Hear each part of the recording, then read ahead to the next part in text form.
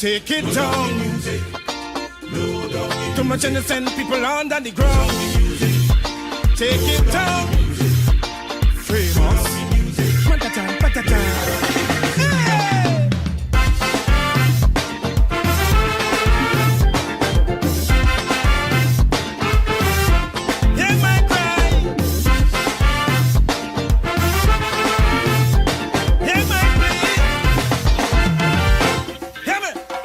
Evil music playing for some time now, and it have we dancing all kind of how.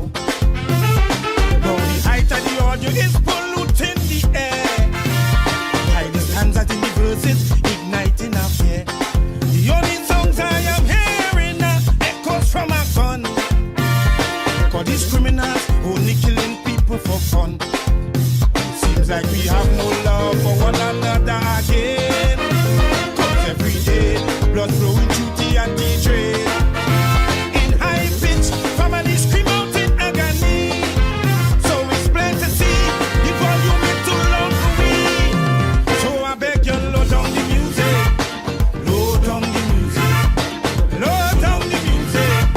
I beg you, low down the music. All the senseless murders cannot stop if the music have the minds corrupt. Low down the music.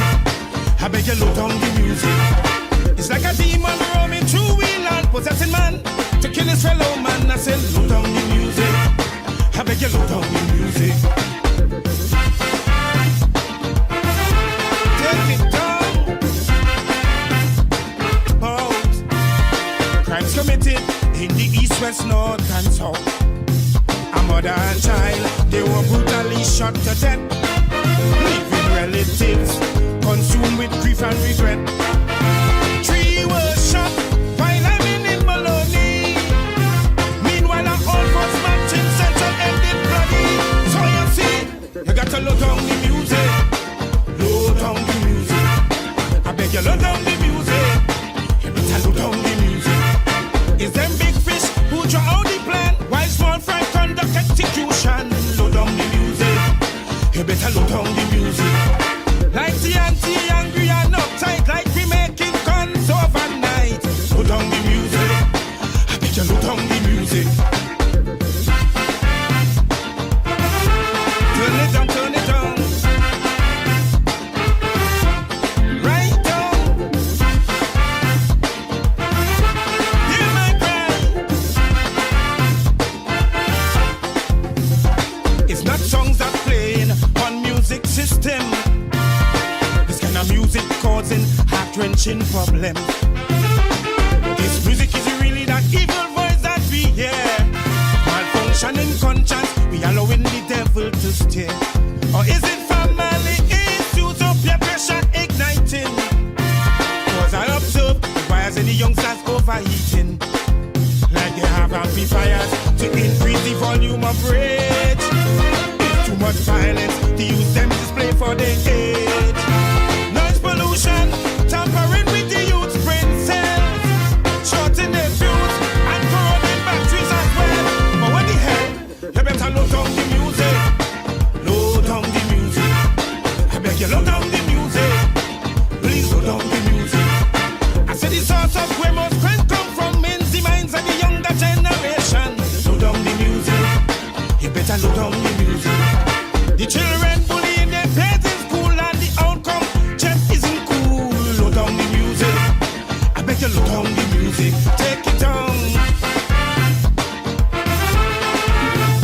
Global economic shocks or climate change and natural disasters, this PPPC government will remain vigilant in identifying potential vulnerabilities and risks, and will remain proactive in crafting a policy framework that mitigates any threat to the well-being of Guyana and the Guyanese people, whose safety... Give you a slice of bread and I want you walk and talk and tell the whole world, oh yes, but you know the PPP give me a slice of bread?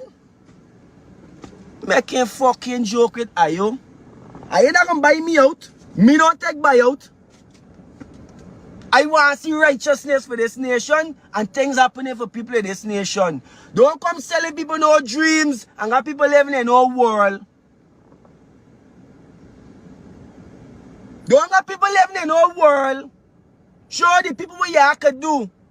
Another thing, you know, the VP or the finance minister of this country, any one of them ministers could go in the pocket. Oh, they're so wealthy. They ain't got to wait upon. They ain't got to wait a budget cut. And they ain't got to wait upon the resources money for give nobody this 100,000. They could go in them own pocket and give this whole nation 100,000 each. With the amount of money I don't rip off this nation with. Yeah. Y'all ain't gotta get taxpayers dollars to distribute. Y'all could go in on your own account where y'all don't got hidden away in various accounts. And I could bring it out and give the whole, give you a slice of bread.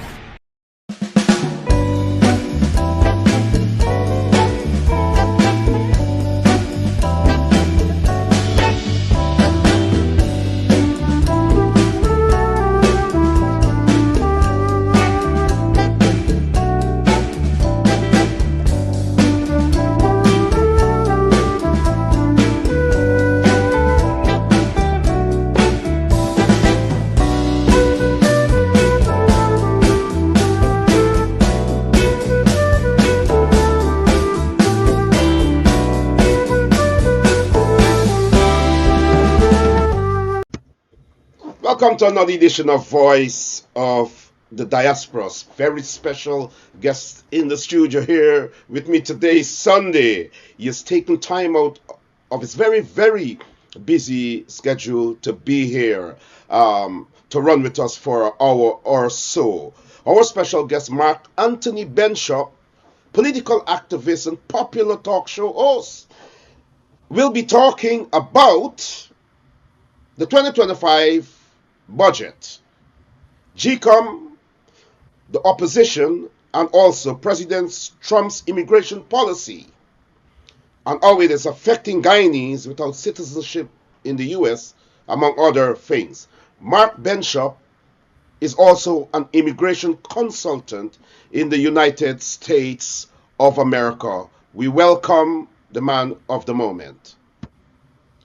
Mark Anthony Benschop, welcome to Voice of the Diaspora. Look, I have to thank you much because I know how busy you are and you have taken time out of that busy schedule to join us here today. And you've got family stuff to do. You've got so much work because of what is happening in the United States with President Trump's immigration policy and this mass deportation and so on. And so it's indicative of your commitment to the struggle that is ongoing in Guyana to see Guyanese rid themselves of a very evil regime. I want to personally thank you for taking that time out, and I know the guests would appreciate you for doing that also. So let us go straight into the program. Welcome. How are you feeling, sir? Good, thank you, and good morning to all of your listeners.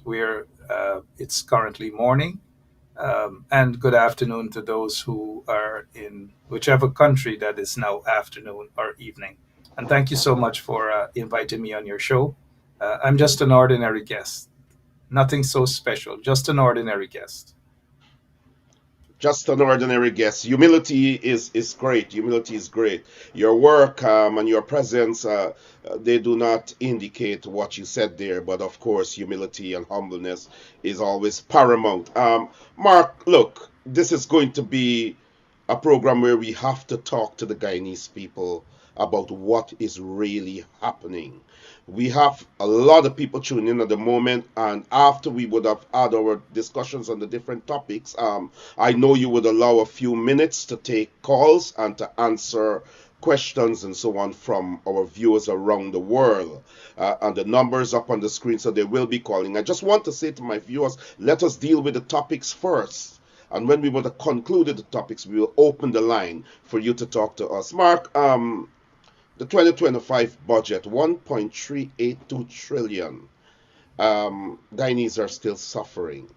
What is different about this budget in your estimation? The only difference it's slightly higher than last year's budget, which was predicted. We saw it coming because common sense dictates that if the budget was 1.2 trillion, I believe, last year, they they weren't going to go below that. They have to be consistent in terms of this this perception that a higher budget means a good quality of life, a good life for all Guyanese. And so they're just playing the numbers games. They're playing the optic games with individuals. And so it was expected that the budget this year would have been higher than the fraudulent budget last year. So there is not much of a difference other than the figures. The budget remains a fraudulent budget, regardless of whatever little pittances that they've increased, whether it's old age pension or whatever. It is still a fraudulent budget, a budget that is anti-poor, and a budget that gives more money into the pockets of the cronies of the PPP regime. That is what the budget is all about. Infrastructure. No government goes in there and makes it appear that they are doing people a favor by building roads. That is what they have to do. That is what governments do. But what the PPP regime is doing, they're putting billions of dollars in the infrastructural arena, and they are giving you the kind of roads that wouldn't last long. Some of those so-called roads last 3 months, 6 months, and that is how they're wasting people. That is how they're wasting taxpayers' monies. The health sector is dead issue. They haven't focused much on the health sector. They have given billions of taxpayers' dollars into that. When was the last time you've had your health minister address you, whether on the rise of dengue fever, whether it's on the rise of other sort of illnesses in the country? You don't hear from these individuals except on budget time. They go, they debate, they grab the billions of dollars, and then the majority of that is wasted into their friends and cronies' pockets. And so this year's budget is no different than last year's budget. And just like last year's budget was no different than 2023 budget. And so the budget is basically anti-poor, not doing anything good for the people other than just a numbers game they're playing. Just imagine the old age pensioners just receiving some crumbs, and the PPP regime expect the pensioners to jump up and celebrate in an oil-rich economy, an oil-rich country where the pensioners should have been getting double that amount. But instead, the politicians on the side of the PPP and others believe that they should be taken care of. They should be given all of the benefits. They should be given concessions, and they should be granted extra money for gardeners, extra money for dishwashers, extra money for drivers, extra money for guards at their homes who are not qualified. So when we see our money, our taxpayers' money is being wasted in that manner, sometimes you wonder what good is this budget other than for them to continue thieving, and not only thieving, thieving more this time around. And mind you, Norman, in 2 or 3 months' time after the passage of the budget, they're going to rush back into Parliament like beggars, uh, grabbing more, hundreds of millions of dollars more, so that they can give it to their friends and cronies and dash it around, give it to individuals who have never done a contract, who do not understand how to build roads, and all manner of things. So that is where the They're corruption is hurting more. in the contracts and the road They- projects and yeah, so infrastructure. yeah, And I they're understand hurting. that almost half of the budget, if not more, is towards infrastructure. Sorry, go ahead. Yeah, and so the contract and these overnight contractors, most of whom are not qualified, most of whom are not experienced. And so when you just take money and you dash it into the hands of individuals who are not qualified, who are not experienced, do not expect those sort of roads or whatever to be built properly. It's not going to last long. It's going to be there for a couple of months, and that's it. And then when you say that things need to be done properly, then those in the corrupt PVP regime are upset. And those who are given some sort of contracts as form of favor, they won't understand that because they are living in their own bubble where Moniga mek. And so they can't see the bigger picture. The bigger picture is that the PVP is destroying the country, and we've got to stop it. The bigger picture is that the PvP is destroying the country. Mark Benschop here, no stranger to our viewers, and so you heard him, viewers. You will be setting your questions and your comments around what he says here. And so, Mark, you said last year it was a huge budget too, in the trillions. We saw last year how much the Guyanese people suffered, how much they suffered. We saw widespread poverty. When we look at the hospitals, they're claiming that they're building new hospitals, but when we look at hospitals across the country, nurses are not there. Everybody migrating, leaving because of no good remuneration. It has come to the point um, that there isn't even drugs, simple things like aspirin and all that kinds of stuff in our health centers across the country. We saw the government chaotic $100,000, whatever they call it, grant, and that is in shambles. Their friends and families and them and people in the strongholds are collecting it. Can we expect different next year? And with that large budget last year, where they went to a particular fund, it's not the consolidated fund, the other fund, and they took out billions of dollars, nothing tangible. The Guyanese people continue to suffer. How do you Yeah, they usually go to the natural resources funds. They natural go all resources over. fund? Yes. Yeah, wherever they can dig their hands into people's taxpayers' money, they will do that. And as indicated in the beginning, that this year's budget is just the only difference is that it's slightly more than last year, which was expected. And it's more money for the boys to steal. That is what it's about. Because the ordinary citizens, regardless of which political party they support, regardless of where they live, whether they live at Monrepo, whether they live at Port Morant, Philippi, whether they live in Linden, whether they live at Bartica or in Sophia, the people, the ordinary people, continue to suffer. And that is what it is about. You have a government that is uncaring, you have a government that is corrupt, and you have a government that is bent on continuation of being anti-poor. That is what it is all about. They do not concern about the bulk of their own supporters. They do not concern about the elderly. They do not concern about young people. You showed a young man there in the beginning by the name of Small Man. Small Man, during the course of the local government elections, went out there and said, that's it. He's done with the opposition. He's done with every single thing. And it was just a matter of months before Small Man realized exactly what's happening with the PPP. The PPP is all about using and brainwashing people, but they can only do that for so long. And let me commend Small Man for opening his eyes as quickly as possible and see the PPP for exactly what they're about. Just corruption and just brainwashing the youths, and hopefully others will see exactly what they're about. And in 2025, to go out in their numbers, hopefully in their numbers, to rid the nation of a corrupt, a parasitic PPP regime. They have got to go. There's nothing in this budget. I don't care if they give a little, what is the increase of pensioners. Pensioners deserve more. Why do you think Jack Deere and the PPP went into the pensioners' funds at NIS and took out hundreds of millions of dollars and gave it to his friends and his cronies for private investment? Where else in the world those things happen? You didn't hear that they took the pensioners' money and increased their monthly stipends or whatever. No. And so this regime is not concerned about that. They're more concerned about giving hundreds of millions of dollars to their friends and their cronies and taking hundreds of millions of dollars and pushing it in their pockets. in their That's what they're pockets? about.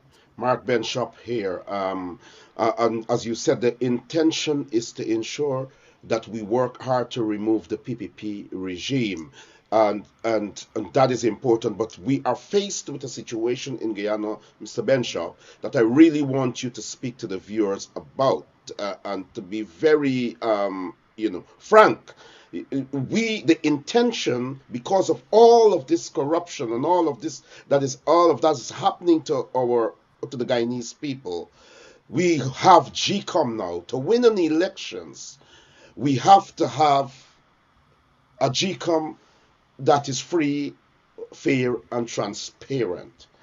And as we see it today, it doesn't look that way. The country is calling for free, fair, and transparent elections. The people of Guyana are calling for a clean voters list. The opposition also is calling for a clean voters list and biometrics, Mark.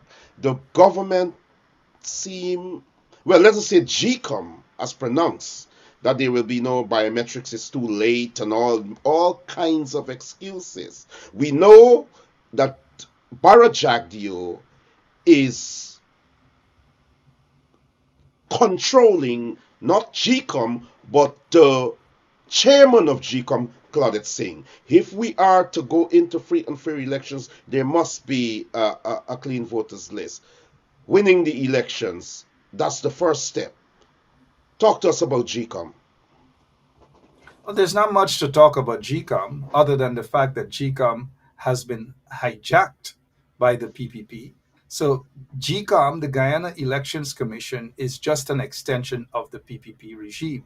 And so, whatever we talk about the PPP regime is the same. It's just like talking about GCOM Precisely. because they control GCOM, they control what decisions are made at GCOM.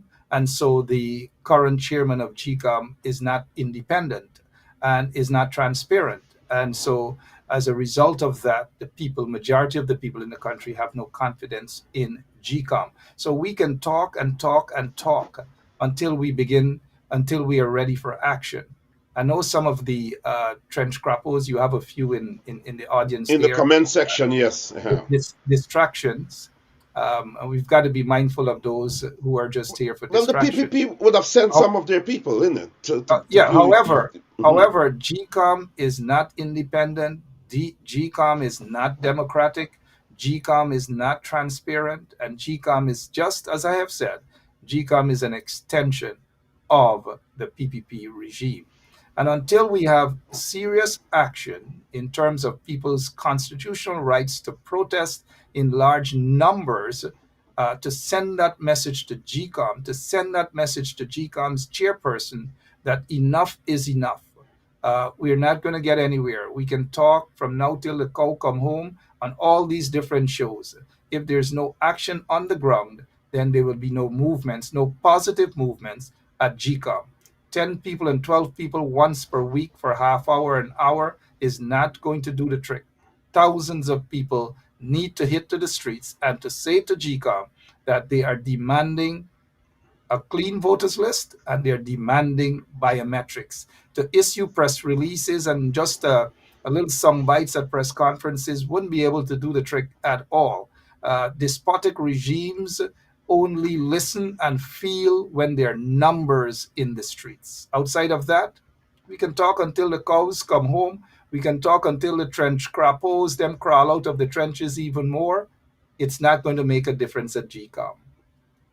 You've got a history of protests, of protesting the regime. You've been locked up. I mean, this is no news anymore. There's no need to elaborate on it. But you are justified in speaking about protests and those who do not wish to protest. Now, I want to have your angle or side on this. I believe that people are ready to protest, but the culture in our country, when it comes to protests overnight, for a long time, sorry, is that politicians in the opposition, when there's a despotic regime, the politicians will encourage, whether it's behind the scene or openly, will encourage or organize and mobilize for people to come out. We're seeing today that this in the opposition, public statements are being made that we don't believe in protests and that is not the solution to the problem and so on. Would that be a reason why citizens are not coming out and protest GCOM and other? You know, the populace, those who are affected, and majority of them are affected. Only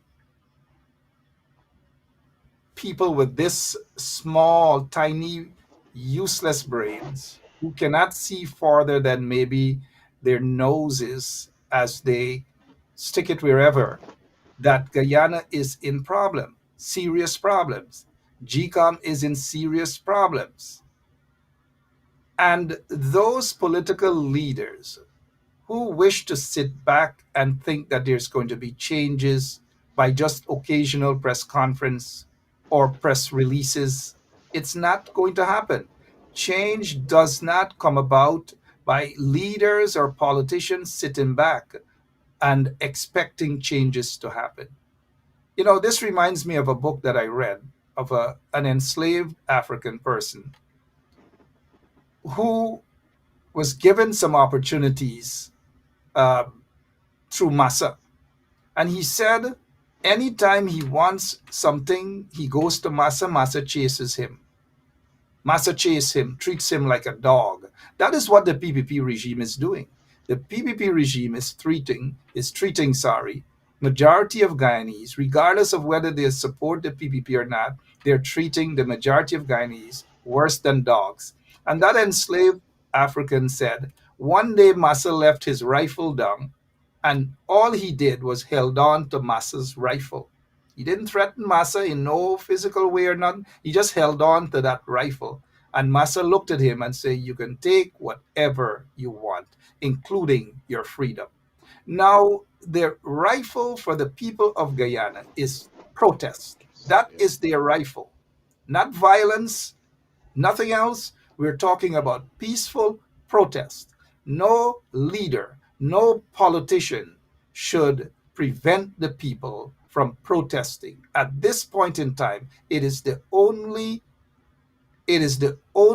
tool that can be seen as the way forward in squeezing the hands of the PPP regime. They are afraid of protest, and we should not have politicians in the opposition preventing people from going out and protest and finding all sort of frivolous excuses why protest, and if you protest this gonna happen, that all across the world. If you protest, things are likely to happen if things get out of hand, and we do not wish for things to get out of hand.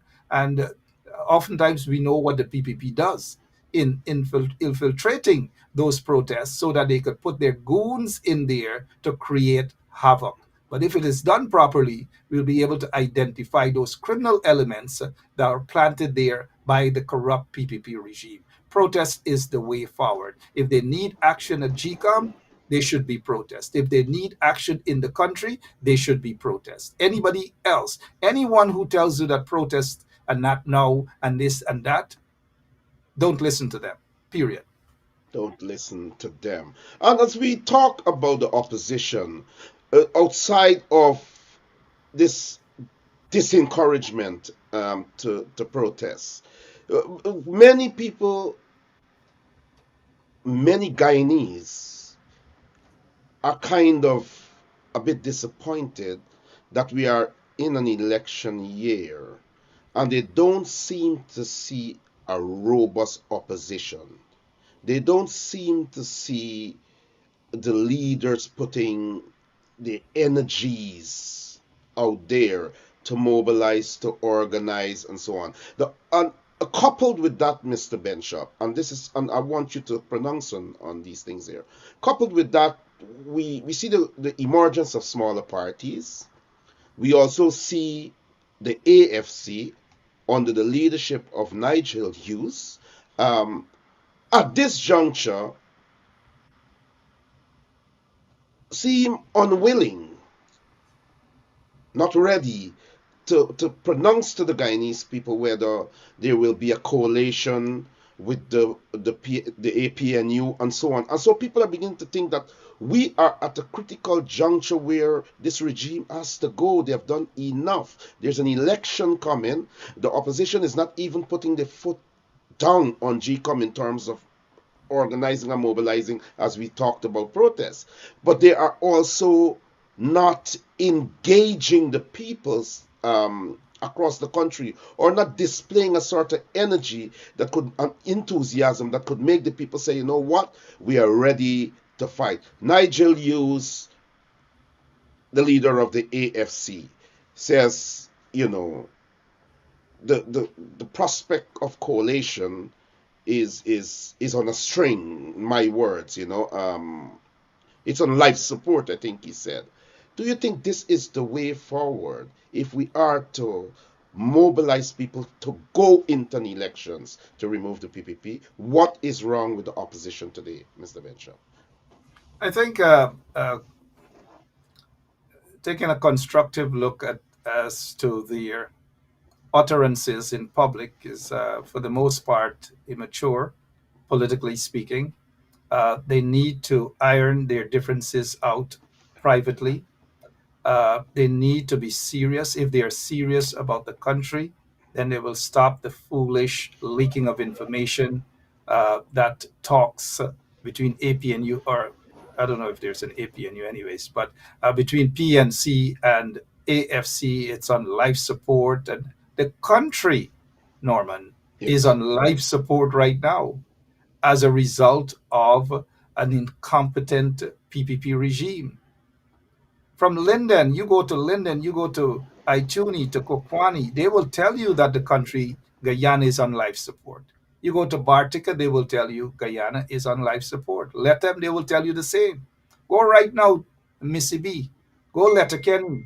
Go Bloomfield on the quarantine. Go Port Morant. Go Hampshire, go Belvedere and those areas, go Manchester, Alness, Cromarty, Philippi, Eversham, Epsom, till a topside. You go Blackbush Polder, they will tell you that the country is on life support. And so for the coalition or the AFC and the PNC, or for Nigel used to say that the talks is on life support, assuming that that's what he said, we got to look at the bigger picture. And those guys in the opposition, they need to look at the bigger picture. This is not about the AFC and PNC talk on life support. This is about what do we do to remove Guyana Yeah. from life support, placed there by a corrupt PPP regime. And so, if they want to coalesce the AFC and the PNC, then they need to sit down like big men and big women in a room and sit and iron their differences out. This is not about who has to be. No one has a God given right Right. that they have to be the presidential candidate. What they should look for is a presidential candidate who, whether the president, that person is in the AFC, whether that person is in the PNC, or wherever that person is, whether that person is good to take the country forward, whether that person is good to lead the country, and whether that person is presentable. Once you present that person, whether that person is electable. Those are the things that they should be asking for, not who party wants them to be the presidential candidate and this other one wants to be the presidential candidate and all these sort of things. It's not helpful. And so they gotta think about their strategy at this moment. That sort of public utterances, or those sort of public utterances, it's not working. It's not doing any good to their support base. Whatever little support the AFC has, it's not doing any good. And the support base of the PNCR is also not helpful. What is needed at this time is for folks to motivate their support base, to energize their support base, so that their supporters can say, well, hey, we are ready for this. What they're doing is injuring their support base even more, on top of a country being in life support by the PPP regime. Regime. They're not doing anything good to motivate their supporters. Well, I'm glad you made the point in terms of the importance of having the right presidential candidate, or, a consensus candidate. I think I share the view that we may not even get close to winning if we do not find the right um, person to stand there before the nation as presidential candidate of the opposition. Uh, uh, I have to ask you this question because you have spoken about the importance of, you know, that Aubrey Norton, the PNC, APNU would have chosen to be their presidential candidate. There's talks that he may be the person, the leader that may become presidential candidate for the 2025 elections. Many people are saying that there are others. Norton may not be that person um, to make such an impact at such a crucial elections. What are your thoughts on that? I think it's a political move. It's and nothing is wrong with a political party, whether it's the PNCR, whether it's the AFC, whether it's a small fries party. It doesn't matter. Political parties will stand their ground. They will say, our leader, whether whoever it is the presidential candidate. At this point in time, to say that, take for example, if the majority of the executive members of the PNC say that Aubrey Norton is not going to be the presidential candidate, now is not the time for that. And so, what they have done is a clever political move in saying Aubrey Norton, as it stands for the party, Mhm. is their choice. It's their choice, Now, yes. when you enter into a coalition, then the ball game changes right there. It is no longer Aubrey Norton being the presidential candidate for a coalition because he is the party's choice.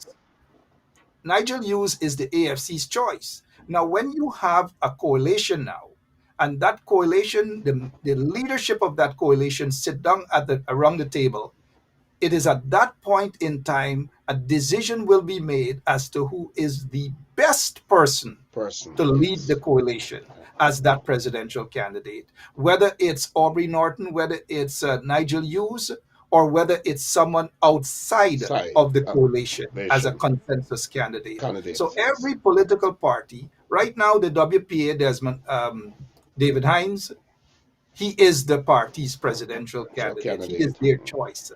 AFC, Nigel Hughes is their choice. PNCR, Aubrey Norton is their choice. It is perfectly fine. It is legal. It is Yes, oh acceptable. yes, yes, But like I yes. have said, the ball game changes when there's a coalition. If the coalition says now, we don't want Aubrey Norton as the presidential candidate because he is not the best person to lead the coalition. They will have to make that decision. Or Nigel Hughes is not the best person, or David Hines is not the best person. Then they have to ask themselves this question: who then is the best person? Is Norman Brown the best person? Is Bantu King the best person? Is Neville Sital, known as Civic, the best person? That is when they are going to sit down like big men and women and make that decision, not in the interest of the PNC, not in the interest of the AFC or the WPA, but in the interest of Guyana. And if Guyana is so important to those leaders of those three parties and maybe other small fries parties, then they need to put their differences aside. They need to put, if there is ego, they need to put that aside as well and make that decision with someone that is strong, someone that is competent, and someone that could win votes more than the 218,000 votes that they're sitting on right now, that someone is able to win crossover votes and be elected as the next president of the Cooperative Republic of Guyana in order to take Guyana off of life support. That is what they need to do. You know what worries me, and I really appreciate that explanation there. I really really appreciate it. You are on point. You know what worries me, Mark? What happens if the AFC says we say we are not going? We're not going to join a coalition, and so on. There wouldn't be that sitting down to to to map out who should be the presidential candidate because we are at a stalemate at the moment. We should have already seen a sort of unity so that we can know the direction we're going in, and the campaign should have been kickstarted already in a robust way. Time is of the essence. You may think that November this year or whenever is a long time away. In terms of what we're dealing with, it's a short time to be properly prepared. And so I have to ask you, frankly, the AFC doesn't join the coalition. They're going to go alone. You have smaller parties popping up. You have Mohammed is doing his thing out there. We understand that Simona Brooms will launch her party in a few days. We have Apostle Nigel London at Linden that is saying that he's going to come forward with a political party. And we have the PNC there with Aubrey Norton, WPA with Dr. Hines, and so on. Many people believe that it's kind of worrying because all of these names that are in the traditional political thing here, they may not be the ones to clinch a win at this crucial time if they were to become presidential candidate. I know that you have, and I would like you to elaborate here for the viewers to understand. I have said I have chosen outside as an activist and as an influencer. I have, with a voice, I have said that I believe in the interest of removing the PPP. I may not look to Aubrey Norton, to Nigel Hughes, or to David Hines, or any one of them. I would like to look for a candidate that can inspire, that has no baggage, that the PPP cannot crush or anything, that the people are not disappointed in, because we have, I understand, we have about 30 to 40% of undecided um, voters out there that's saying that they don't know what they're going to do because they're not being encouraged, if you're getting my drift. I have said and I have suggested on my program that my choice that I would throw everything behind is Dr. Terence Campbell. I know that you've got another choice. Talk to us about that and why you would choose down that way. Nothing is wrong with that. You know, Nothing is I totally think wrong, but you can. I think the problem is just out of emotions and out of desperation. We jump here and this body is the choice, that body is the choice, and this one and so forth. It's not helpful in this political game. It's not Mm, helpful at this stage. And therefore, if the AFC doesn't want to coalesce with the PNC, I think the AFC is hurting itself more because since 2006 and 2011, the mm, AFC has not proven itself. Folks are of the view that the AFC has lost tremendous amount of support, and it is difficult for the AFC to garner. I don't want to put a figure to the amount, but they're certainly not going to be in the double figures in terms of votes, in not a terms of seats, substantial amount. and it could be very very low. And so the AFC has not proven itself since 2015. In fact, in 2011 they dropped. In 2015 they weren't doing that well until they coalesced with the PNC. In 2020 they did not go alone. In 2025, if they go alone, I think it will be disastrous for the AFC.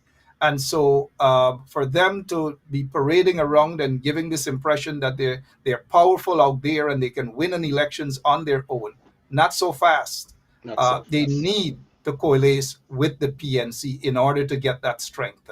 They are not going to get that strength on their own. People haven't forgotten the AFC and what Charandas did and all these manner of things. And so that's still there on people's minds. Having said that, though, this is Mm, nothing personal against the current leadership of the AFC, but the AFC, in my opinion, that is, it's an uphill battle for them. They continue to confuse the masses as it pertains to the winning of an elections. The AFC on its own cannot win an elections. However, when you look at the breakdown in terms of the census, the PPP is no longer, their support base is no longer the majority. They have lost a considerable amount of voters who have migrated and all manner of things. The PPP knows that they cannot win an elections on its own. That is why they're going out and they're buying votes and they're doing all manner of things. And let me be blunt. mm, I have issues with the leadership of the PNCR. But if they fix whatever the problems are, then I do believe, honestly, that the only party at this point in time that can win an outright elections Election. is the People's National National Congress. Congress.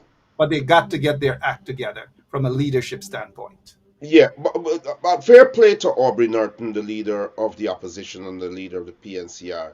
He has said that that he's not against a consensus candidate, having a consensus candidate. And you've said, like, if the coalition, if there's a coalition, then they have to, choose someone. And Aubrey didn't say the party chose Aubrey. So for the sake of clarification for the viewers, the party chose Aubrey, like you said, the AFC chose Nigel and WPA Dr. Hines. But when a coalition comes together now, they now have to decide who is the best candidate to put there as presidential candidate. And so it's important. Many people that spoke to this program, call into this program, said that there's a problem with the AFC based on track record in recent years, based on certain developments that has actually got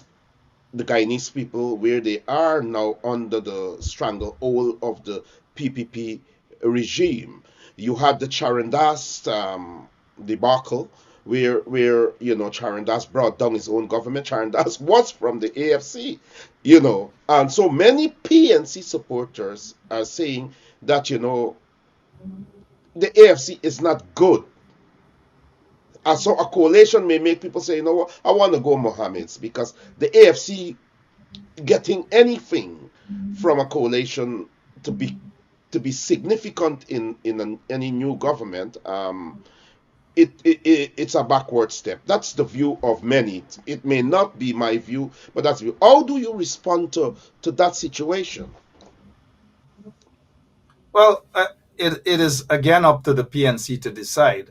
Right now, people are just out of emotional outburst. Mhm. They're talking about who could be presidential candidate, and I think we've got to be very careful in just grabbing or thinking anybody can become the savior of Guyana, regardless of their whether they're wanted by U.S. law enforcement agencies and all these things. I think people are so hurt in the country that they are basically turning to any individual, thinking that that person can be a savior. That might be a danger zone for a lot of It's people, and so it we've got to is be it is. careful. We've got to be careful about whom we try to promote as a presidential candidate. Being a presidential candidate and running a country is quite different. It's not a show. It's not a showboat where you think that you can be president and then they got some people who are being bought over because of individuals who have access to millions of dollars, and it's not going to happen. The country is currently on life support, and what we need is someone who is strong enough, who has leadership capabilities, who has a vision, and who is qualified by every means of that word, qualified to sit there as president of the country. This is not a child's game. This is not a toy game to see whose toy you run around like on the quarantine, who top better than who top, who cricket bat. This is Mhm. not the time for that. And individuals have to be very cautious as to what they do in promoting any and any Paku, so to speak, as a presidential candidate. It is not going to work because when you think someone might be good for the country, based on little handouts here and there, they might be 10 times worse. 10 times worse. And you've got to be careful in choosing a presidential candidate who has your best interest at heart and who has demonstrated that.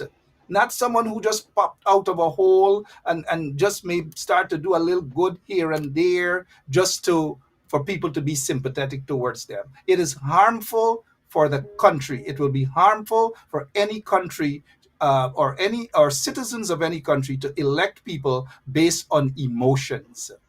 We Oh, need to fix the country right now. The country is on life support. How do we fix it? We need a competent person to become that presidential candidate who can fix the country for the best or in the best interest of all Guyanese. This is not an emotional something. This is not a who has millions and who can form a political party so that some folks can just be PR and make little money and these sort of things. It doesn't work like that. We need to get our acts together in Guyana, and we need to get it as quickly as possible. Otherwise, Guyana will remain on life support until that life support is pulled off, and all the people, regardless of who they support, whether they're PPP, PNC, WPA, or AFC, the entire country will suffer. And therefore, you've got to be careful who becomes the next president of Guyana. I think it's a very salient point, and it's very sober. Uh, the point that you made. However, when we look at emotions, emotions convey a shift in a situation out of the ordinary or the normal. Many believe the ineffectiveness of the opposition is opening the door for others who may offer an indication or an illusion of hope. But there seems to be hopelessness coming out of the opposition. And so people, Muhammad comes up and he supports, build houses, he gives things to people. He's a Guyanese, regardless of how checkered his past is. As a Guyanese citizen, he has the right to run. Outside of that, I can understand the concerns and things of other people. We cannot dismiss that and we cannot disregard that. And you were correct in saying that people have to find a leader that is above certain fray, that can focus, that can really take us out of take us off the life support that the country is on at the moment. But the ineffectiveness of the opposition, or the perceived, let me say the perceived ineffectiveness of the opposition is causing that. My question to you before we move on is, based on what we have seen over the past 5 years, 4 or 5 years, the traditional political parties as opposition parties, main opposition parties, based on what we have seen and we're seeing now, do you believe that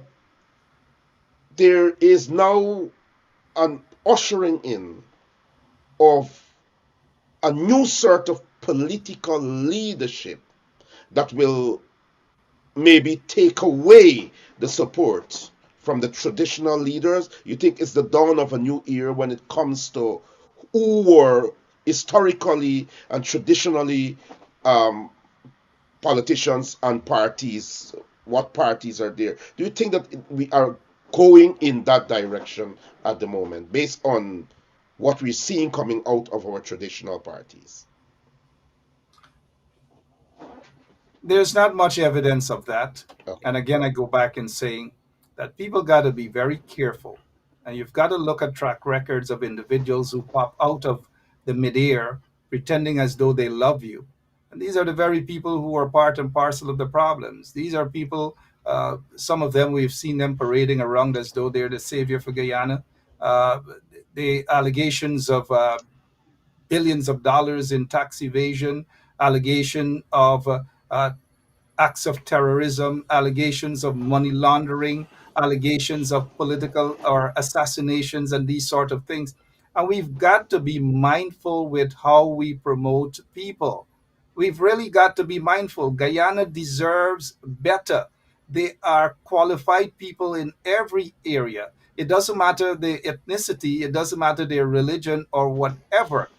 There are so many qualified people who we can promote and who we know can do better for that country. And my issue, my concern is the energy spend, well, not my energy, in even discussing others who ought to be disqualified from even mentioning, or who just pop out the other day and just pretending as though they love poor people now. We've got to be extra careful with those sort of But things. people have a right to choose also. So people have a right Well, we are aware that yes, yeah. people do have a right, but we also have at least I believe part of my responsibility is to steer people in what I perceive to be the right direction.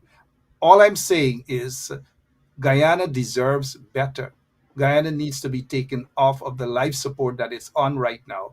And we cannot keep making the same mistakes by being, and do forgive me, some of your viewers, emotional. When we choose people out of emotions, out of desperation, we can basically put ourselves in a deeper hole. We can create further problems for ourselves because they are those who felt in the past that they could control the police force, they can embarrass the police force, long lines standing up, giving the police force handouts, and all manner of things.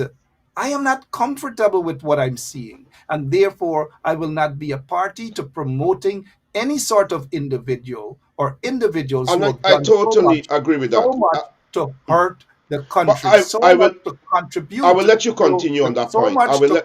Mhm, contribute mhm. to the country being on life support right But let me now. say this. Let me say I'm this. not ready yet. No, Yeah, no. you are not ready. But it comes down to choice. We see what Barajagdio um, would have allegedly done as president. You have spoken a lot. You have been um, a victim of We're not Barajaggio's here to edge. equate that Oh this no, but one I'm done not. that, so You need to therefore he allow was me. You need to unfit, allow me. another one coming in. No, no. I'm coming to a point where the majority of Indians will listen to Barajagdio regardless of what he has done, regardless of what the corruption in the PPP. I'm just drawing an analogy. You have the majority of Indians, I would think, that will support the PPP under a Norman, dictate. Well, Norman, let me, Norman. Mark, but you need to allow me to finish. I'm just trying to. No, So no. it comes back to I've got to choice. stop you there. It I've got to comes stop. back to choice. People can I've got choose to who they stop you there. wish. You I've got to understand? stop you Go there. ahead. I've got to stop you there, Mr. Brown. The majority of East Indian Guyanese do not support the PPP regime. What the PPP was able to do was to rig the elections, rig Okay. most of the elections in order to portray this impression that they get the support. Look at what they did in 2006. They stole a seat from Region 10. Mm, Sam Hines sat on that seat for about 5 years. Look at the 1997 elections, it was vitiated. Look at the 2001 elections, questionable. mm, In 2011, the PPP attempted to steal another seat in order to give themselves a majority. They were caught, hence the reason that Donald Ramotar became a minority president, mm, and that forced him to prorogue parliament, and they had to have called early elections in 2015. In 2015, the PPP was beaten again. mm. In 2020, I say this and I'll continue to say the PPP was beaten again. The only reason they're in office right now is as a result of being installed into office. And therefore, this notion about the PPP having the majority, it is I not didn't say the accurate. The majority. I said in majority their of the constituency, the majority of majority, and Indians will this is a support it. That's why I falsity. said in The it. majority of our Indian brothers and sisters do not support the PPP. They are upset at the PPP regime. They're upset with Bara Jack Dale. But because of this false impression being given by the likes of a Jack Dale and his cronies, is as though people really like him. Would you Take a agree that walk. more Anyone who's Indians, ever gone if to an Blackburn election is School, called now, go Mark, right now. Go would you right now. agree that more Indians, if an election is called right now, let me say the PPP support base has dwindled, right? I am agreeing with that. But if an election is called now, which political party will get more Indian votes than the PPP? That, I want because I think you misunderstood the Well, well, point I well, was trying to well, make. well, Answer that well, question for me. Norman. Mhm. Historically, Yeah. historically, historically, more people vote for the more East Indian brothers and sisters vote for the PPP. Historically, Thank you. Thank you. most African Guyanese brothers and sisters Vote vote for for the the PNC. PNC. Yes, good, And at good. We're on the one right. point Yeah, in yeah. time, The at AFC one came and point took in some African and Indians, and yeah, at good, one good. point in time, most Portuguese Guyanese voted for the United Force The Gars. Yes. Yeah. Until Mansour Nadir hijacked it. That's a reality that we can't run away with. However, over the past decade or so, the PPP has lost significant amount of supporters I from their party. agree. I That's a agree. fact. I agree with that. But what I was saying to you, when I mentioned that for you to respond, I was saying to you that the majority of Indians in Guyana will still vote for the PPP over the PNC or the WPA or the AFC. That is the point I was making. I'm not questioning whether the support was, they didn't lose support. I'm not questioning that. So it was drawn within the nexus of saying that in the context that Barra Jagdeo would have done so much evil. And there are people who will say, I don't care about that. Jagdio gives me a little money. Jagdio is the person that offering us leadership. We love the PPP. So regardless if Jagdio killed 400 African Guyanese, if he has left his constituency hungry, the majority of Indo-Guyanese hungry, regardless of what he does, they have a choice for whatever reason to say that that choice is theirs. The point I'm making with other contenders, whether they new, whether they are tainted or whatever, people have the right to choose. We can warn people like you have done. There's nothing wrong with that. But I want you to understand that people have the right to say, I like Mr. Mohammed. The PNC didn't give me anything. The PPP didn't give me anything. When I was almost on the street, hungry and dying and whatever, Mr. Mohammed came and built a house for me. Not me personally, but there are people who would say that he gave them a home, he gave their children a home, he has ensured that the children go to school, they're covered, their life is back to normal, and he's not a political leader. The point I'm making, I'm not supporting Mohammed here. I'm saying that people have a choice based on their experience and so on. But the general position, I understand what you're coming with. Go ahead, and then I'll ask you the next question. I know you want to. There's so many people are People, tuning in. So people who yeah, make yeah, people who make billions off of taxpayers and give yeah, back crumbs. People are smart enough to read between the lines, yeah. mind you. But in moving on, um, the PPP has created this false impression in Guyana that the PPP can win an elections outright. They cannot. The only reason they've been in office and they continue to be in office is as a result of rigging elections. Why do you suppose the PPP is so afraid of the elections petitions? You think they're afraid of the elections petitions because it will make the PNC or the AFC coalition look bad? No, they are afraid of the elections petitions because it will make the PPP look bad and it will expose the PPP. It will expose the rigging of the PPP regime. It will expose their corruption. And therefore, they had to, by every and any means necessary, stop the elections petitions. And if you notice, they have all simmered down in calling for the SOPs for the PNC. Oh, where is the PNC's SOPs? Well, I'll tell you where the PNC SOPs are. The PNC SOPs are in the hands of the PPP regime.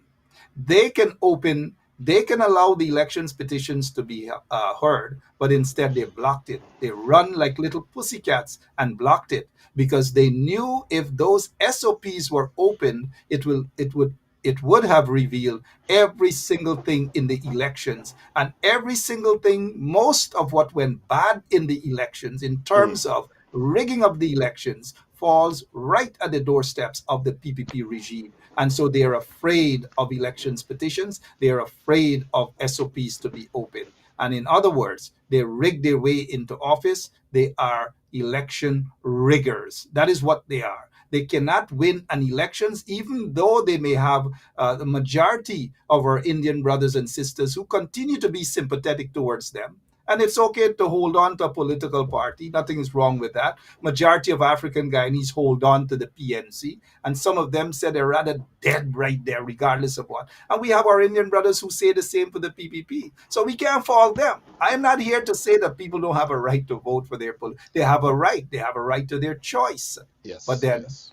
but then the choice, they got to Mike, think about consequences thereafter. Mike, And Mike, this brings me to the elections in the United States of America. Consequences right now follow. Yes, we'll get there. So Mark, so many people are tuning in, and so many comments are coming in. I know that you are pressed for time, but give us a few minutes more. I have said you have advised Guyanese, and that's your right. You are a political activist, and you're a talk show host. People are saying that you are the new opposition. Talk show hosts, they're the new opposition, and some people look to us for that sort of opinion and guidance and so on. I have come out to say my choice is Terence Campbell if there is to be Dr. Terence Campbell if there is to be a consensus candidate.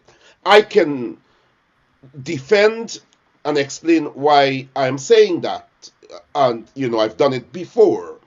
Uh, uh, if you were to choose someone, who would you choose and why would you choose them? I've already said that I do believe that David Granger Go will ahead. be that consensus candidate. I'm not going to shy away from that. There may be others who would want to present You say themselves. he will be or you want him to be? And I'm always open for that sort of thing. I believe in democracy. But here is why I believe that David Granger would be the best person Okay. to beat the PPP at this point in time. He was cheated out of office, albeit some people thought that he should have been strong enough to stand up. But how do you stand up against powerful nations whose only intention was to see the back of the PNC government so that the oil companies can do what they're doing to Guyana right now. And so I think that a rematch between is what are you doing there? Oh, No, no, go sorry. ahead, go ahead. Yeah. Sorry, I thought for a moment he's smoking the mosquitoes out in my basement. But outside of that, Mr. Brown, I do believe that a rematch will be a powerful rematch between Irfan Ali and David Otter Granger, who has a track record, despite a little hiccups and so forth. But he has a track record of taking Guyana off of life support and making Guyana what it was for the 5 years that they've been in office. And it wasn't an easy road, especially taking over a country that was destroyed, damaged for 23 years by a corrupt PPP regime. The money laundering bill was a big mess. Investment a big mess. People had no confidence in the country, all as a result of the PPP regime. Hundreds of people were slaughtered. They were death squads. They were phantom squads. They were the money launderers, the gold smugglers. Some are disguising themselves as nice people now. All of these things occurred under the PPP regime. GPL, constant blackout. Guyana Sugar Estate Corporation, ailing. It was the PNC coalition government that was able to restore the country under David Otter Granger's leadership. And therefore, the fact that the presidency and the country was hijacked by outside agents who were able to facilitate the rigging of the elections and the Mhm. installment of the PPP regime, I do believe that David Arthur Granger is that person. Now, the question is whether he's up for it, whether he wants to do it or not, is something else. Um, but he is by far the best person for that position right There are now. thousands of Again, that is just that's my opinion yes, yes, because yes. David Granger took that country out of life support. Georgetown was a filthy country, a filthy capital in the world, garbage all over the place, all manner of things. And we saw respectability, we saw decency, and we saw a sense of pride that was restored onto our country. Wonderful. That Young men weren't being slaughtered in the streets and all manner of true, things. Guyana true, was true. hijacked by the PPP regime for 23 years. And thanks to David Granger's coalition government for rescuing that country. Now, if you ask if was it a perfect government, no, it wasn't perfect. If you ask me if mistakes were made, heck yes, mistakes were made. But compared to the mistakes that were made by the PPP regime, the coalition government was far ahead. And what the coalition government did in less than 5 years, the PPP couldn't accomplish in 23 years. Hence my reason to say David Granger should be that consensus candidate. But it's up to him. Mark Benschop there. Well, that's one side, and you have presented your position. Many thousands of Guyanese will agree that Aubrey Norton, it was made possible for Aubrey Norton to become leader of the PNC because supporters were no longer enamored with David Granger, Joseph Armand, and what they called that faction of the PNC. And so they wanted a complete change, and they wanted someone that would do things differently. And that someone was a person who could confront Bar Jagdeo, who could confront the PPP. We didn't really get that. But here is a situation where, and you have a right, I'm just saying, just as how you can give a view of others, others can give a view of the candidate that you like. So the Sure, point, sure. let me finish. Let me finish. You're right. Let me You're finish. right. Allow me to It's finish. democracy. Yeah, You're it's right. democracy. So the point I'm And making to you I is, have also said, sir, I have also said that there might be other persons out there who wish to put their hat in the race as a consensus candidate. And therefore, not because I believe or my opinion is that David Granger should be that consensus candidate. It could still be any other that we're seeing. It could still be Aubrey that's Norton. yeah, but that's It not what could I'm still be talking about. someone else. And But I we got need to see all of the contenders no, we're and deep. then make a solid decision. Absolutely, exactly. I agree with that. But we're dealing with David Granger now. The point I'm making is this: when David Granger, and I'm drawing the nexus here because inherent in what transpired there was hopelessness in the PNC in terms of the leader and so on. And so they had to make a decision to have a coalition and to find a clean figure. You understand that they can present to the people. That was why David Granger emerged. He was not an active member. There was no baggage, no solid baggage that the people could come with. He was an influential man in his time and so on. What Robert Corbyn and the PNC did is to have the APNU and said, let us not go with Corbyn, though Corbyn was the leader. They said, let us not go with Corbyn, let us find somebody. When that somebody was found, the PNC support base was re-energized to the point, let me finish, was re-energized to the point that there was a landslide victory for almost virtually unknown person, consensus candidate, that was not known to the younger generation that forms the majority of the voters. So here is the method used. I'm dealing with the method used. David Granger came out and was presented, and there was a landslide victory after 23 years of the PPP's hegemony and the PPP's winning or rigging of elections, the way you want to put it, or others want to put it. Hear what I am saying. When we went to the 2015 elections, there was no landslide regardless of rig or not rig. If that momentum would have been kept under the presidency of David Granger, there should have been a bigger landslide.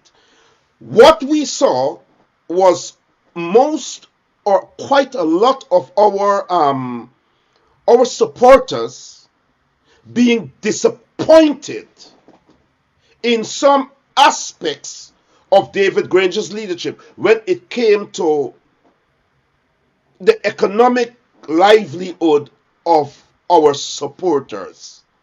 And I'm saying that in particular, economic livelihood. In fact, Mr. Benschop, the AFC, which got key ministries, not only brought the coalition government down, the AFC caused that sort of animosity towards the coalition by instituting what you call a curfew that took money and food out of our normal supporters' mouths under David Granger's presidency. Under David Granger's presidency, Charing Das was allowed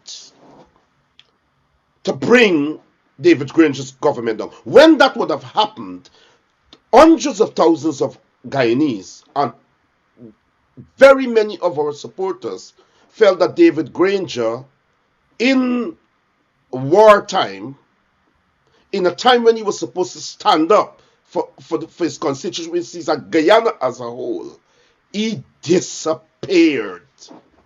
He did not stand with the people. He didn't say goodbye to them. He never offered them an explanation or anything. So therefore, when Harmon became leader, Harmon was, many believe in David Granger's faction. It was easy to call for somebody outside of that was never tried, and they won the leadership of the party. Put this over, sir, and I'm finishing now. Put this over now to where we are at today. I believe strongly activist to activist, talk show host to talk show host, tremendous love and respect. I believe the same formula must be given a second chance, where we take a clean figure, someone with a track record, as an upstanding Guyanese, someone who's been successful in business, someone that nobody could really point their finger at for criminal activities, drug dealing, or whatever. And if we take that person, our support base would be re-energized. Mr. Granger, is your choice. Good. So I give my part, you give your side. I think there's a balance. The callers will say whatever, but go ahead and make your point before we talk about the U.S. I'll allow you to. Thank you so much, go ahead, Norman.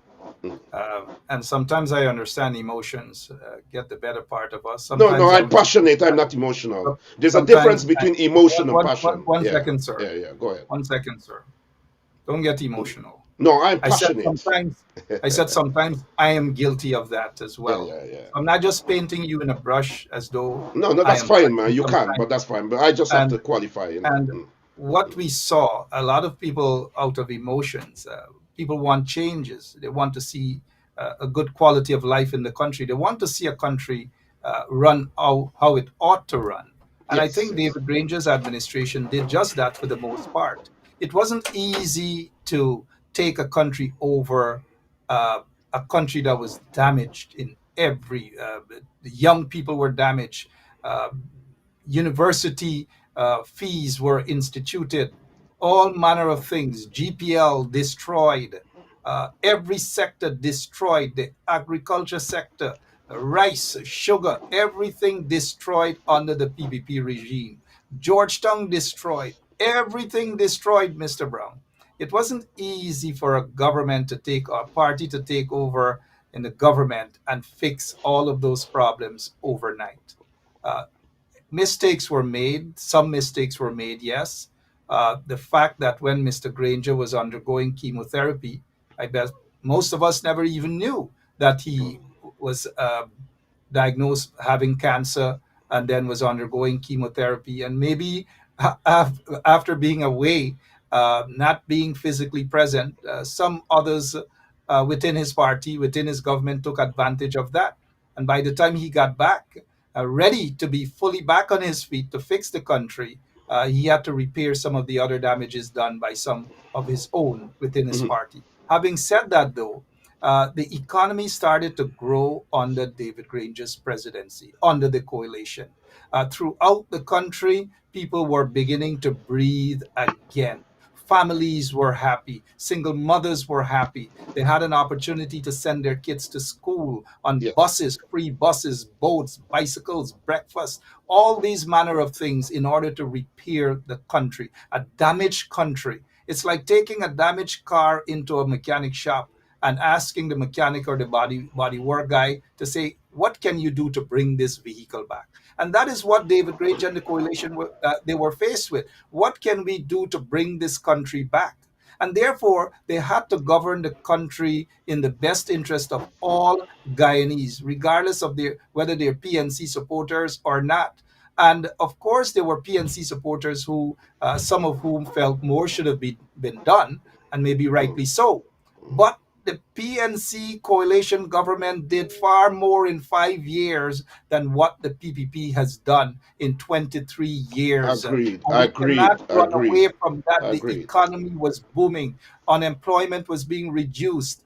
Even without oil money, pensioners and public servants were given a raise, and all manner of things. The police force was being returned to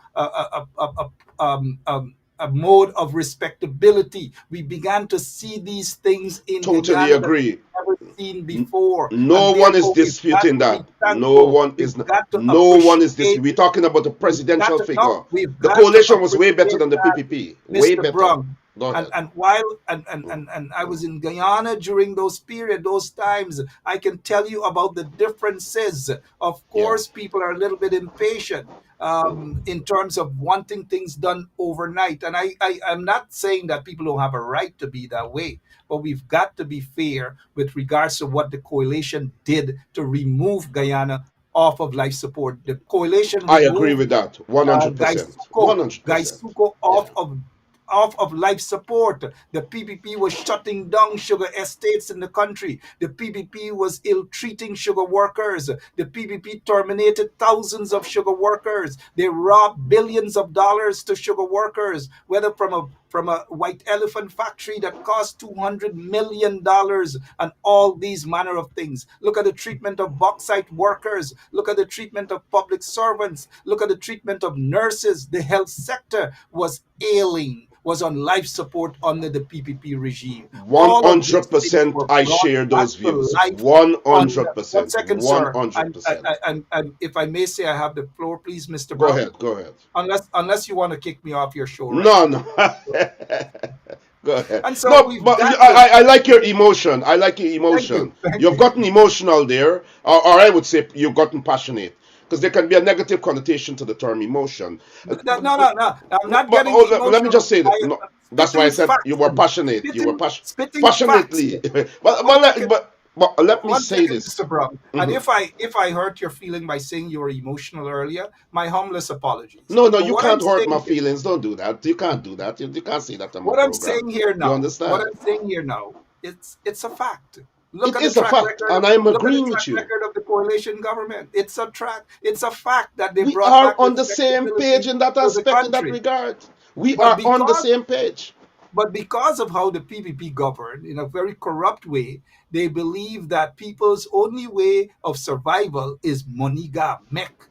The drug lords got sent out the cocaine, the drugs out of the country. Gold got to smuggle out of the country, and they Hmm. pick up a couple of guys, turn them into phantom killers and so forth. Money got make. And Wonderful, so the wonderful. Granger administration was able to remove us, Yes, or yes, start yes, attempt to yes, remove us, yes, where yes. young men in that country was able to breathe again. Mothers were able to feel comfortable for the most part, that if their kids go out into the streets, they're not going to be gunned down like a Johansi Douglas and hundreds of others who were slaughtered under the PPP regime. And so for that, we've got to be thankful, and we've got to be We have to, grateful we that have that is to. what the coalition We government have to. did for And Guyana. and I agree. Listen, I just want to clarify this, and I want our viewers to understand. I like this here that is happening, and so many people are still tuning in. What I want to is what you said there about the performance of the coalition under the presidency of David Granger. No one can question. No one can question. I added to the fact that though there was a long-term um, trajectory in which he had embarked on and so on, many of our supporters felt that their needs were not taken care of after 23 years of all that happened under the PPP. That David, Fair enough. good, Fair good. enough. Let me say, just allow me. I just want to drive the point home. David Granger, in the normalcy, being given the mandate by a landslide, it means that people were fed up of the PPP, literally fed up of the PPP. And so they threw everything behind him. There couldn't be no question about rigging. There couldn't be no question that the things were, the election was close or nothing. It was well, let me Mr. finish. Brown, It was a Mr. Brown, complete landslide. The point I'm making here. I gotta stop you for a moment. There wasn't a landslide in 2000. There was a one-seat majority, and No, a no, no. one-seat majority can never be described as a No, landslide. it was a However, landslide one victory. second. However, based on the evidence that came out of the recount process, it proved that in 2020 the coalition won by a landslide victory.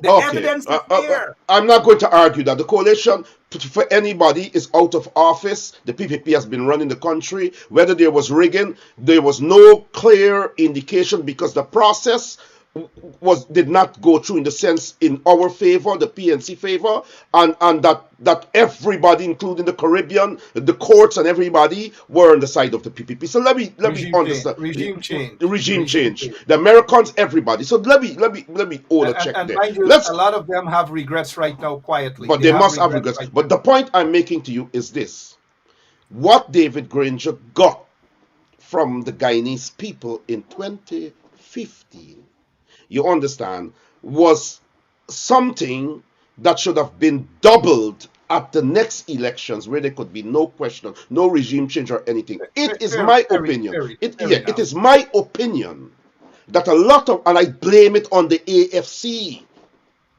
I blame But it on the. You uh, said before that may David I Granger, they should not have even given the AFC all those seats, all that kinds of stuff that the AFC. may I may I for a moment, please? Mm, As I look at the time, I really have another engagement that I discussed with you earlier. yeah. I wish we can continue on and on for another half or another hour or so. However, I really have to go unless you have a final question for me. No, but I wanted us to go now to the question on America, and the question on what is happening in America in terms of Trump's immigration policy at the moment. But before we do that, let's take a short break. sure.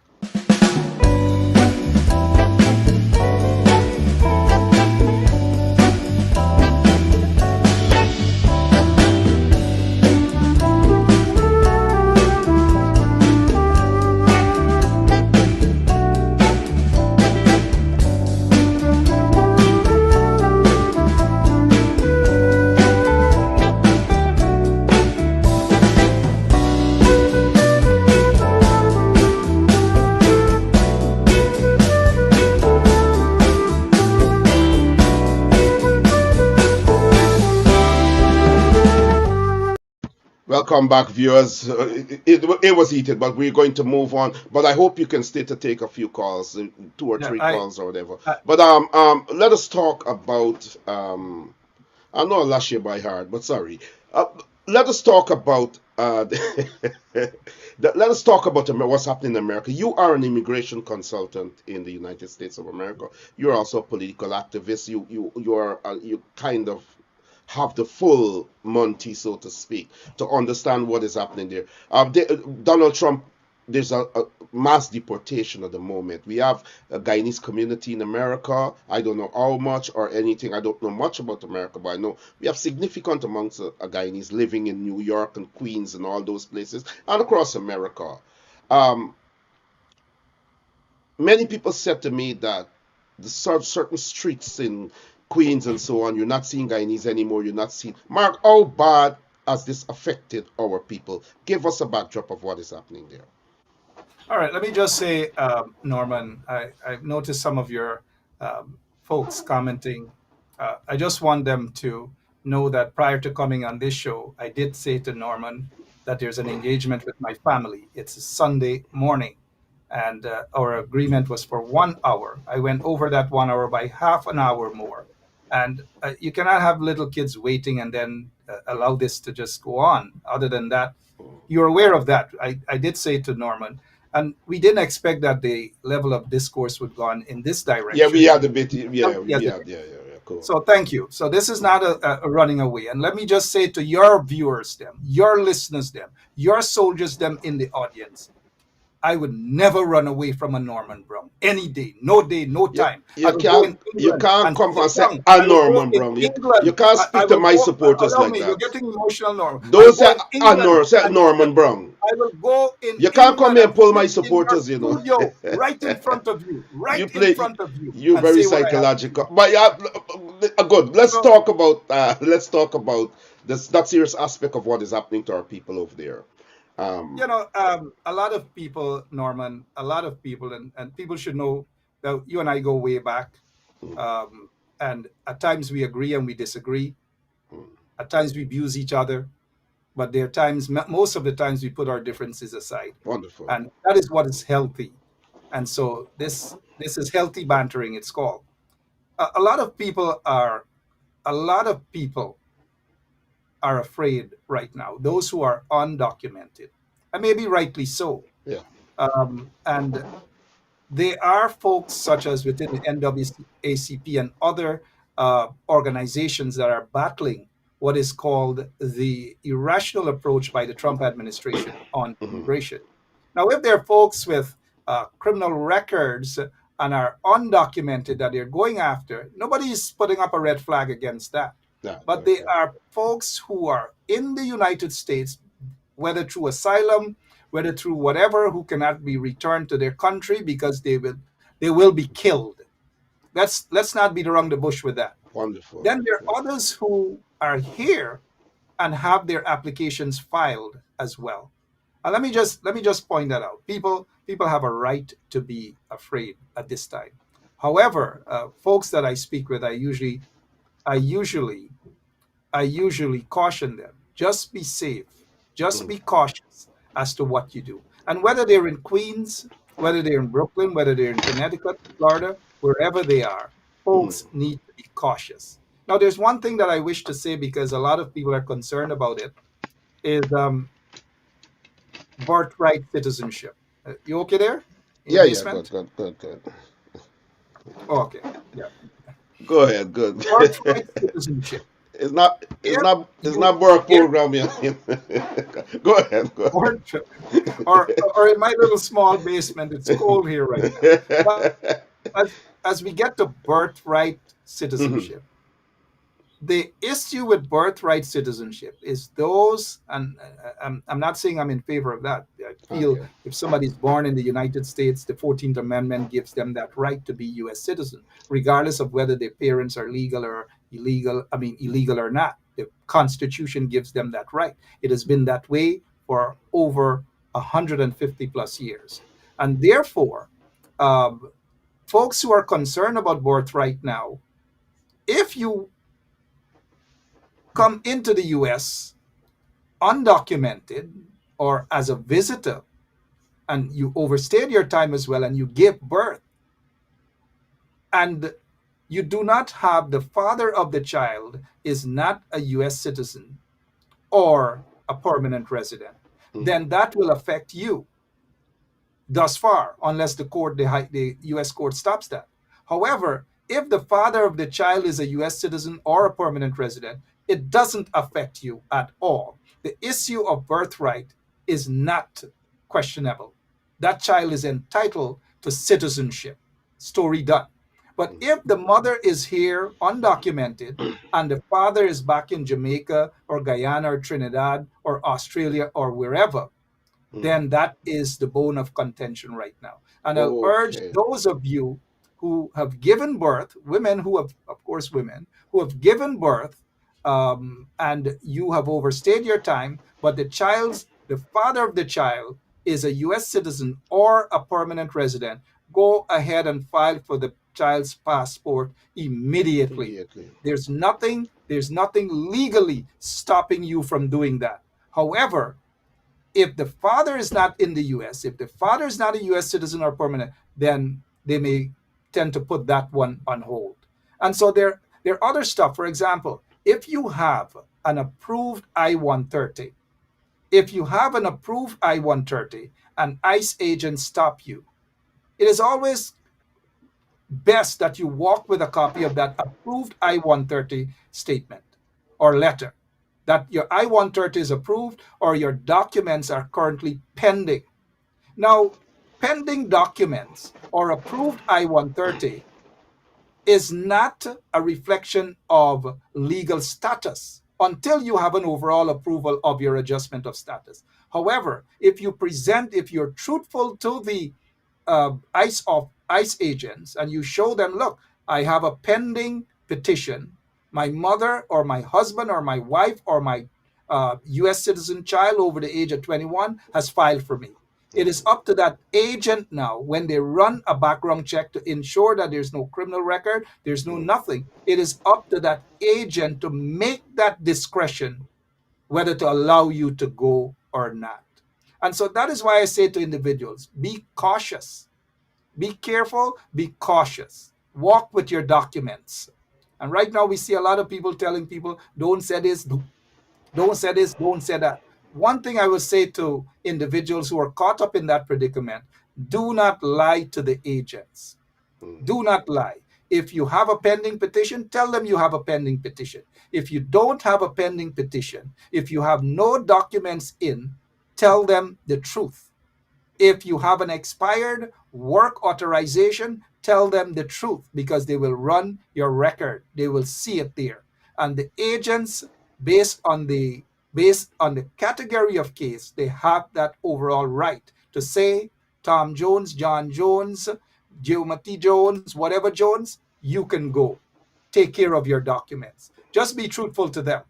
That's all. And I so the well, time, it's crucial time. People are really scared at this point in time. and of But I course, ask them to be careful. people can contact you, and I will just play this advert again so that they can see how to contact you and so on. I wish, even if you have to leave, the viewers will allow callers to come in, and you can watch back what questions they wanted to ask you or Yeah, so on or fair enough. whatever. But I And I, wish you could stay for at least two calls. I wish you yeah, could. but I Let's play. noticed. Let's play this.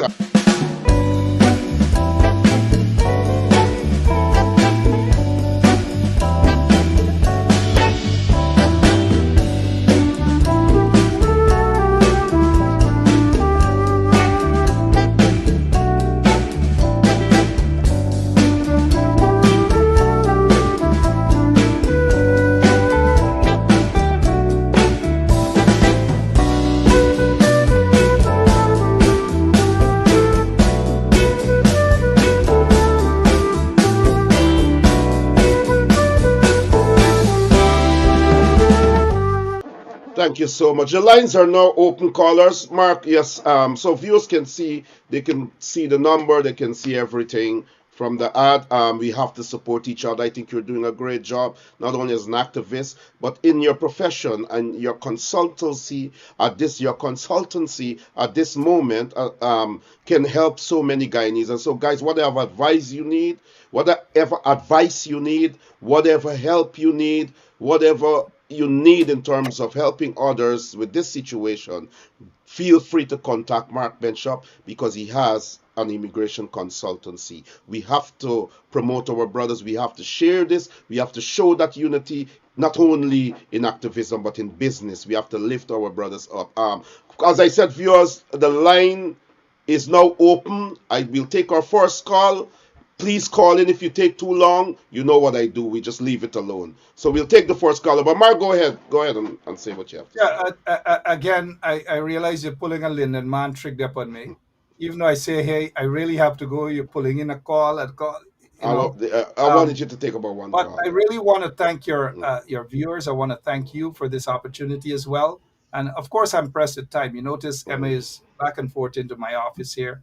I'm really pressed on time. Um, and I noticed Desiree Simons is saying it seems everyone should be walking with ident. Of course, whether it's now or not, it's always important to walk with an identification card in the event of anything happen, not just because of immigration, but in general. And so I agree with Desiree and others. People should walk with an identification card. And if you have your petition, a letter, your I-130 letter, a petition that's mm, in the system, also walk with a copy of that, and be truthful, be honest with the immigration officers, be honest with ICE, and they have that authority to use their discretion under all or most circumstances. And so, Mr. Brown, thank you, and thanks to your listeners. well, Uh, yeah, give us your closing remarks before you go. You know that's how we do it. yeah. My Sum closing up remarks everything, is yeah, what we yeah. talked about, yeah. Thank you. I just want folks to continue to keep hope alive and continue to believe that better days are ahead, and that in this upcoming elections in Guyana, that the people will vote the corrupt PPPC out of office. Guyana is currently on life support. I don't want to hear other talks on life support or whatever. People's egos might be on life support, but uh, the country is more important at this point in time, and we must do everything legally necessary and acceptable to ensure that we remove the Mm, PPP regime from office at the next general and regional elections. Can we do it? Yes, we can. And therefore, the leadership of the opposition, all of them, need to come together and have constructive discussion, not little boy, little girl talk and come out and sneak information and who talks on life support and these things. It does nothing good in helping their support base. The country needs help. The people need help. And that is what I'm hoping for, that in keeping hope alive, we will get Guyana back on track, just as what it was, as many young people are accustomed to from 2015 to 2020. We need to get Guyana back on track. We need to get it out of the hands of these kleptomaniacs in office right now. Thank you all so much, and thanks Mark to your Benschop, listeners. thank you so much for being on the Appreciate program. Thank you. You know, it's. I think it was very fruitful. It hot at sometimes, and that is what is needed. You know, I want to thank my viewers. No one called, and I'm not going to sit around for people to call and wait. So that's it. Thank you so much, Mark Benschop, for joining the program, and to my viewers, all of you who were a part of the program here, thank you for joining, and until next time, stay safe, keep the struggle alive, and as I want to say to you, as always, love always. Give you a slice of bread and I want you walk and talk and tell the whole world, oh yes, but you know the PPP give me a slice of bread? Making fucking joke with Ayo. Ayo not gonna buy me out. Me don't take buyout. I want to see righteousness for this nation and things happening for people in this nation. Don't come selling people no dreams and got people living in no world. Don't got people living in no world. Show the people what you can do. Another thing, you know, the VP or the finance minister of this country, any one of them ministers could go in the pocket. Oh, they're so wealthy. They ain't got to wait upon. They ain't got to wait a budget cut. And they ain't got to wait upon the resources money for give nobody this 100,000. They could go in their own pocket and give this whole nation 100,000 each. With the amount of money I don't rip off this nation with. Second, Mr. Speaker, we have today our best ever opportunity to achieve real and lasting prosperity. As we harness our vast endowment of natural resources, our duty and our commitment to the Guyanese people is that the country's resources will be managed and mobilized in such a way as to ensure that national prosperity results, as we've said before, in community, household, and individual prosperity. Teacher Pussy say if you tell a lie, you're going to hell as soon as you die. Load down the music, load down the music. Take it down, music. Load down the music. Too much innocent people under the ground. Take it down.